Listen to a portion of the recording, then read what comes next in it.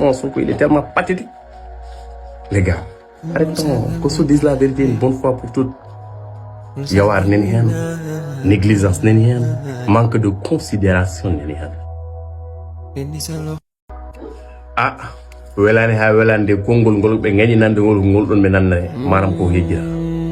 Président wada agende mum surchargé ara keddugo yirlo boyli kanyeji ha tampa ara bakel wina yiye les sinistrés on a gong. Ara bakel ha do no ruto wada zapper toute une région, on région de Matam.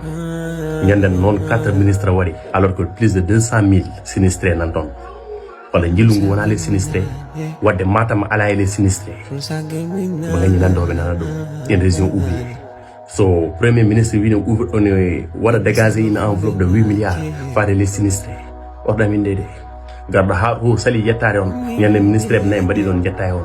Banja kadal ko yon hokki on 8 milliards alors hande wiide udire kagnot fuddima campagne tali ko élection législative o tali ko assemblée nationale o tali ko les députés o tali ko une majorité wona on talani dole mon non yaakaare mon jikki mon batte dan yanko mon au gouvernement ko bendar we hoso asi urat haso be nafa wona région Matam on se parle la vérité les gars so wona gongora wona fenane de ndare région entière toute une région wara zappé président soiri habakil yo yillo au moins 2 villages to gidam mankantan hayata ma do woni mboyo hayata ma do woni dagana gure fuure takkide dane mayo wonbe ngol don jeni kanyumen kala monira hande beli dial wurgo fo egi se refuse dans des zones exondées.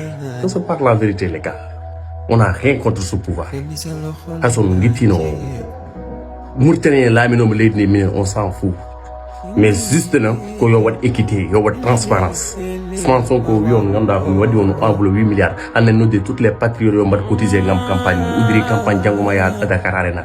C'est contradictoire, c'est contradictoire so hala nyawi yo nande cellu et on haali ça pour les sinistrés maram ala hen mbele soti maram ne wonno hen président Bassirou Diomaye Faye ma yetto bakel haado don wi nganda ko do wadara do gasam tourner mo wa zeta 2 villages en de région de Matam toute une région hay may be mbadi hen des populations qui dorment à la belle étoile. Les gars, arrêtons, c'est tellement folklorique quoi, son Sonko il est tellement pathétique. Les gars, arrêtons, qu'on se dise la vérité une bonne fois pour toutes.